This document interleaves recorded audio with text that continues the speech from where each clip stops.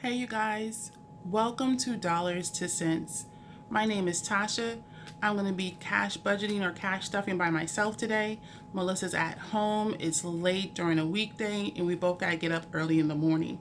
So here at Dollars to Cents, we are committed to building generational wealth by building smart financial habits through cash budgeting and financial literacy. Today I have all three of my binders, but I'm only going to be stuffing for two. I will be stuffing for the bi-weekly expenses and then also for my short-term seeking fund. These are funds that I normally had to save for and I might use within 6 months or less. My long-term seeking funds, I'll actually stuff this for the next video, so be on the lookout for that shortly. So I didn't get a chance to go into the bank this time. I had to go to the ATM. We've had a really busy weekend, so I didn't get a chance to record this until actually the weekday of this week. So I took out a total of $490. I had to increase my grocery amount because I was doing a special favor for my friends and coworkers to make some empanadas. And so I had to budget for that too. So I added on an extra $20 for my groceries expenses, so I had a total of $200, and that pretty much that I used it all pretty much. So when you take a look for this week, there's nothing I'm not gonna put anything into groceries, but I will take all the extra money out for, I'm gonna keep the dollars in for eating out, but I'm gonna take out the change, and I just save the change in a old candle holder until I'm ready to actually go and put those through a coin counter. So I'm gonna still keep this dollar in here because I want to add money onto my eating out. Nothing, I use all my money for personal. For miscellaneous, I'm going to take all this money out of miscellaneous and actually roll this over to the long-term seeking funds that you'll see at the next video.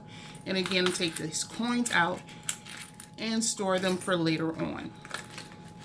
I do have a new envelope that I'm really excited to share with you guys today and hope to inspire you guys to possibly do some of the same type of savings for that type of category. So again, these $2 is $2, but hey, $2 is $2. I'm going to use this for the upcoming video when I stuff for my long-term seeking funds.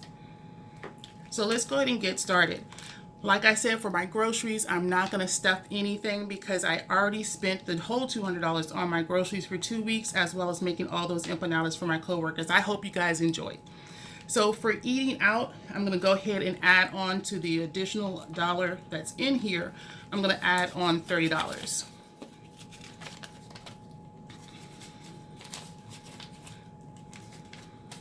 So then for this week, 20, 25, 30, I'll actually have $31 for the next 2 weeks for anything for eating out. For my personal envelope, I'm going to go ahead and stuff $20 for that.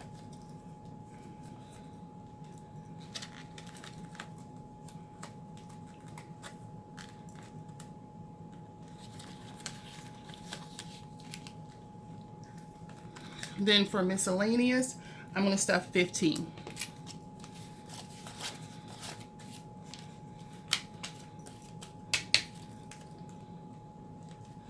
Now the new envelope I am using as of this week is going to be called Hope.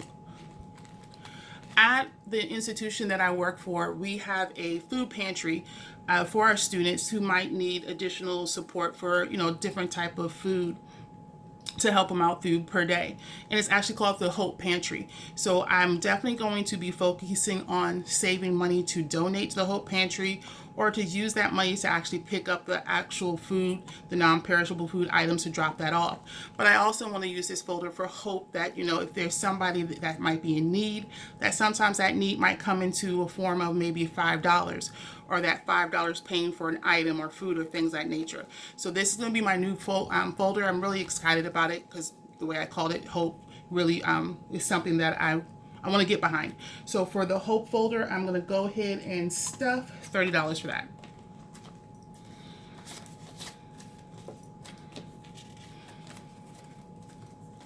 And this is going to be an ongoing savings here, even though it's on my bi-weekly expense binder, because if I'm out and about and I feel that I need to use this, I want to make sure I have the cash on hand so I can just use it. But I am going to start tracking this to add it up. So again, I'm going to start off with $30.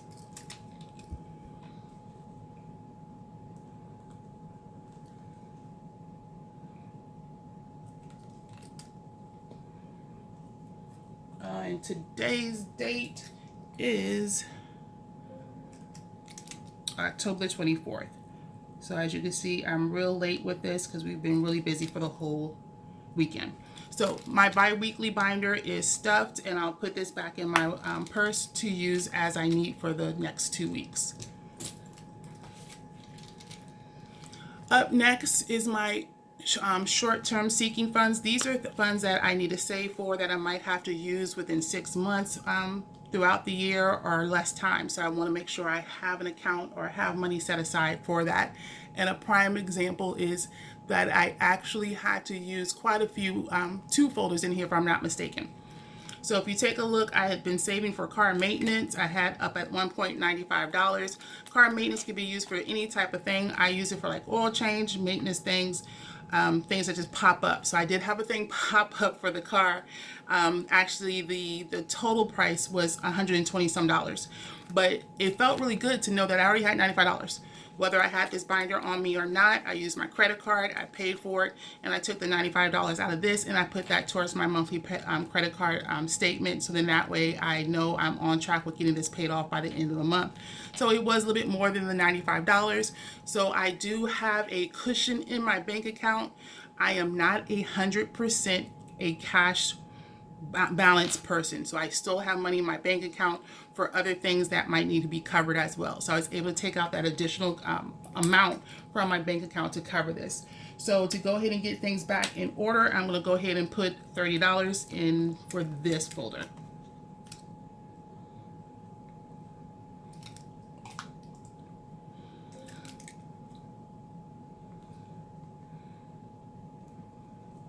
And just slowly build this back up.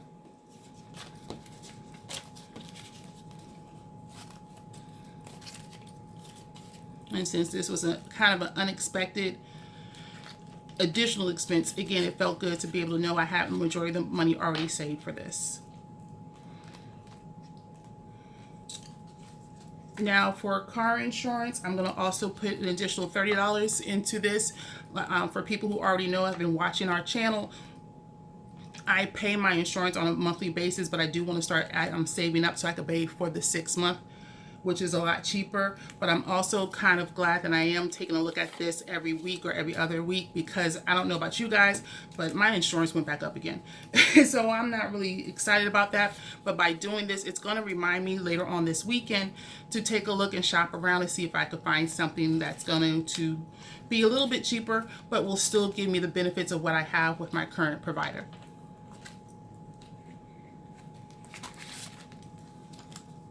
So we already have 75 in here, and with 30, that should be 105. Oops. 50, 70, 80, 90, 100, and 105.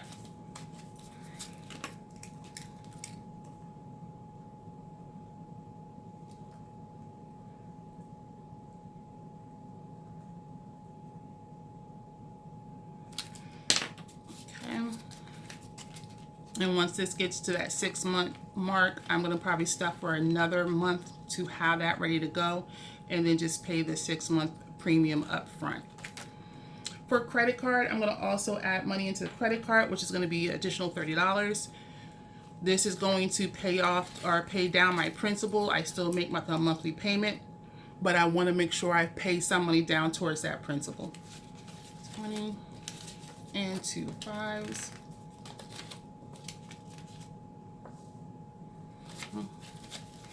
20, 40, 60, 70, 80, 85, 90, 95.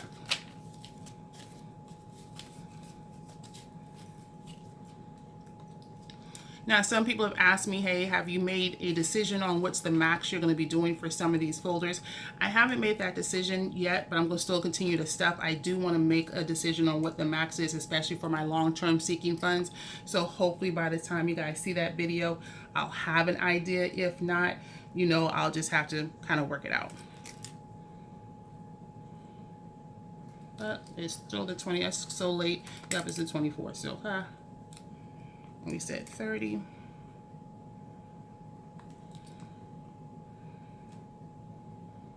Okay. And then for student loans, I'm not going to step for student loans. So this is what I'm going to just handle for this video. It's just for these two binders. Again, my bi-weekly binder and then my short-term sinking funds is already taken care of for the next 2 weeks. But I wanted to make sure I get this video out, even though it is late, and I do apologize. But I also wanted to make sure that you guys get an opportunity. The videos that Melissa did for her week, we forgot to mention that the information she was sharing about the credit cards for student loans, for student college students, those articles are going to always be linked in the description for each one of our videos. So I want to call attention to that. If you want to get that information about quite a few that stuff in regards to how to repair your credit and things of that nature, take a look at Melissa's videos, and there's going to be a link to all of those articles. But I also wanted to try to go over some more information because she gets really busy between school, work, and everything else. But also to remind you guys, as a disclaimer, we are not financial advisors. We're just two ordinary people sharing our journey to do what we had to do for financial success.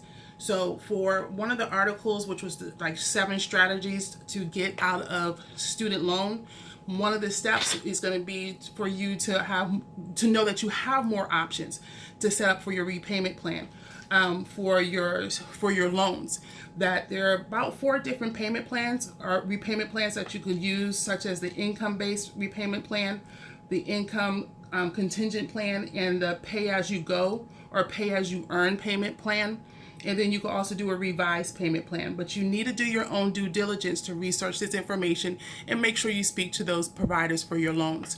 So take a look at those videos. She has a lot of good information in those links, and I strongly recommend that you take a look, especially with the one that's for Indeed. The Indeed articles, these are quick read articles. They talk about 28 ways to earn a passive income as a college student. Some quick ways would be like not babysitting, but you could do babysitting. You could be a pet sitter. You can actually, if you're on the college, you can tutor. You can take notes through the college as well. So there are a lot of different places and ways that you as a college student can actually do passive income. So take a look at both of her videos for the links for those articles. And I want to always say thank you guys for supporting our channel. If you do like what you see and you want to see more, please make sure that you like, you subscribe, you comment, and more importantly, share this with somebody that you know.